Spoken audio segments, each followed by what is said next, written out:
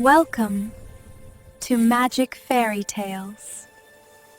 Kingdom लजोरिया के capital में वहाँ के शहजादे कामियार के पास एक खूबसूरत तकला, एक करघा, एक सुई और एक सुनहरी धागा शीशे के अंदर सुनहरी फ्रेम में जड़े हुए कासल के म्यूजियम में रखे थे। ये वाकई एक हैरानकुन बात थी, मगर आज हम उसके राज को जानेंगे।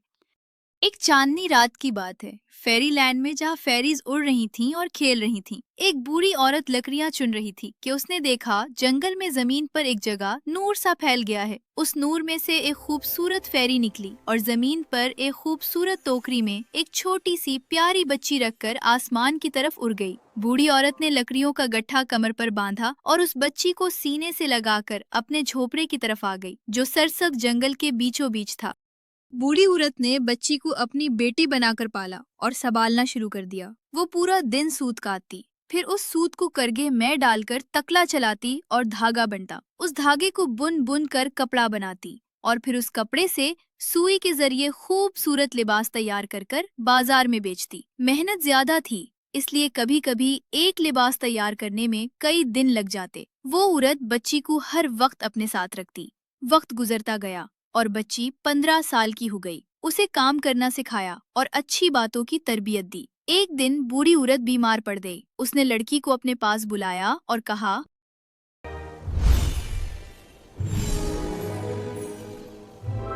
जिंदगी का कोई भरोसा नहीं है। ये सुई, तकला, करघा और धागा तुम्हारी विरासत है। मैं ये छोटा सा घर तुम्हें तोहफे में दे रही हूँ। ये तुम्हें बारिश, गर्मी और सर्दी से बचाएगा। आप ऐसा क्यों कह रही हैं? मैं आपके बगैर क्या करूंगी? मेरी बीमारी संगीन है। मेहनत करना, हलाले रिस्क कमाना और अल्लाह से डरते रहना।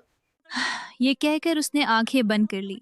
जब औरत को दफन किया गया तो लड़की रोते हुए जनाजे के पीछे गई और आखिरी एहतराम अदा किया। अब वो लड़की उस छोटे से घर में बिल्कुल अकेली रहने लगी, मगर वो बहुत मेहनती थी। वो सोत काटती, कपड़ा बुनती और सिलाई करती। नेक बूढ़ी औरत की दुआ उसके हर काम में शामिल थी। यूं लगता था जैसे कमरे में रखे रेशे खुद ही बढ़ जाते हों। जब भी वो कपड़ा, कालीन या कमीज तैयार करती, फौरन खरीदार मिल जाता जो अच्छे पैसे देता। इस तरह वो कभी मोहताज न हुई, बल्कि उसके पास इतना होता कि वो दूसरों की भी मदद कर सकती थी। इन्हीं दिनों में बादशाह का बेटा मुल्क भर में सफर कर रहा था ताकि अपने लिए दुल्हन तलाश कर सके। वो ना किसी गरीब लड़की से शादी करना चाहता था और ना ही किसी बहुत अमीर लड़की से। उसने कहा, मैं उसी लड़की से शादी करूंगा जो ना ज्यादा अमीर हो और ना ज्यादा गरीब, बस दिल से सच्ची हो।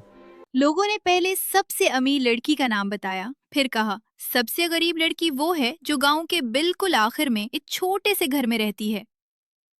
अमीर लड़की अपने घर के दरवाजे पर बड़े शान और शौकत से बैठी थी। जब शहजादा उसके करीब आया तो वो खड़ी हो गई, आगे बढ़ी और अदब से झुककर सलाम किया।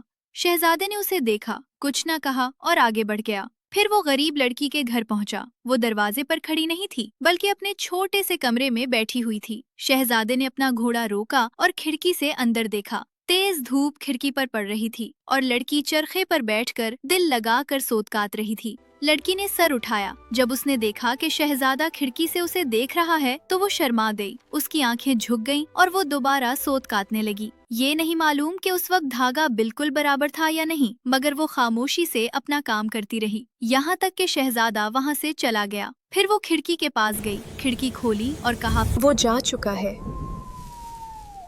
मगर मुझे लगता है वो यहीं कहीं है। लेकिन वो उसे उस वक्त तक देखती रही जब तक उसकी टोपी के सफेद पर नजर आते रहे। उसके बाद वो दोबारा अपने कमरे में आकर बैठ गई और सोत काटने लगी। उसी वक्त उसे बूढ़ी औरत की वो बात याद आई जो वो अक्सर काम करते हुए कहा करती थी। लड़की ने आहिस्ता आहिस्ता वो अल्फाज खुद से गुनगुनाना शुरू किए, सुन मेरे शहजादे, मैं हूँ शहजादी, मेरे तकले, मेरे शहजादे को वापस ले आओ। और फिर क्या हुआ जानते हो?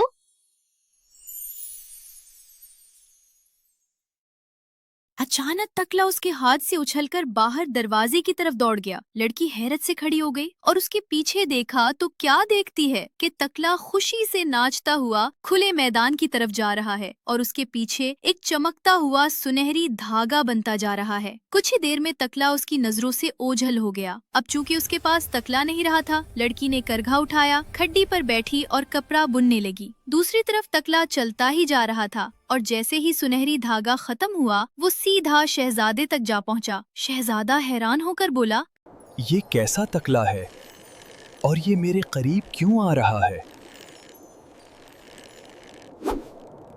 क्या ये कोई राज है, जादू है या कुछ और? लगता है ये तकला मुझे कोई रास्ता दिखाना चाहता है। ये कहकर उसने अपना घोड़ा मोड़ा और सुनहरी धागे के पीछे पीछे चल पड़ा। उधर लड़की काम करते हुए फिर गाने लगी। आज मेरे शहजादे के लिए कुछ बोलना है। उसी लम्हे करघा भी उसके हाथ से निकलकर दरवाजे से बाहर चला गया, मगर दहलीज पर पहुंचकर उसने एक ऐसा कालीन बुनना शुरू किया जो इंसान ने पहले कभी ना देखा था। कालीन के दोनों तरफ लीली और गुलाब खिल गए, बीच में सुनहरी जमीन पर हरी शाखें उगाएं। उन शाखों के नीचे खरगोश और हिरन दौड़ रहे थे और रंग बिरंगे परिंदे शाखों पर बैठे थे। बस उनमें गाने की आवाज की कमी थी। करघा इधर उधर कूदता रहा और सब कुछ खुद ही बनता चला गया। जब करघा भी चला गया तो लड़की सिलाई करने बैठ गई। उसने सुई हाथ में ली। मेरी प्यारी नीडल, तुम भी कुछ हेल्प करो ना।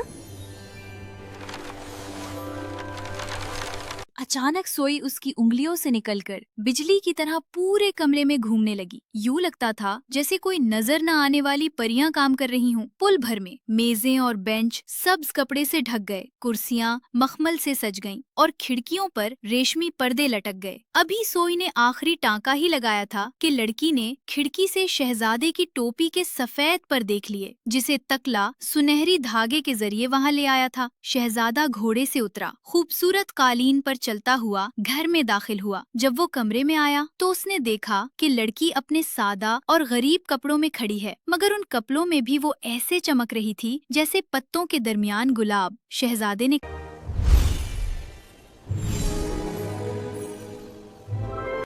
ने कहा, तुम सबसे ज्यादा गरीब भी हो और सबसे ज्यादा अमीर भी। आओ मेरे साथ चलो, तुम मेरी दुल्हन बनोगी। लड़की ने खामोशी से उसका हाथ थाम लिया। शहजादे ने उसे घोड़े पर बिठाया और शाही महल पहुंचे, जहां जश्न और धूमधाम थी। एरा ने अपने हाथों से बने 7 रंगों के लिबास पहने थे, सुर्ख, yellow, green, purple, orange, pink और ब्लैक। हर रंग जादुई और मुनफरिद लग रहा था। एरा ने कदम रखते ही डांस शुरू किया और हर हरकत से रंगों की बारिश महल में फैल गई। रेड मोहब्बत की गर्मी, येलो एंड ग्रीन खुशी, पर्पल एंड ऑरेंज जादुई तवानाई, पिंक नरमी और ब्लैक वकार जाहिर कर रहा था। शहजादा हैरान, तालियां बज रही थीं और एरा के 7 रंगीन लिबास सबसे खूबसूरत मंजर बन गए। Thanks for watching.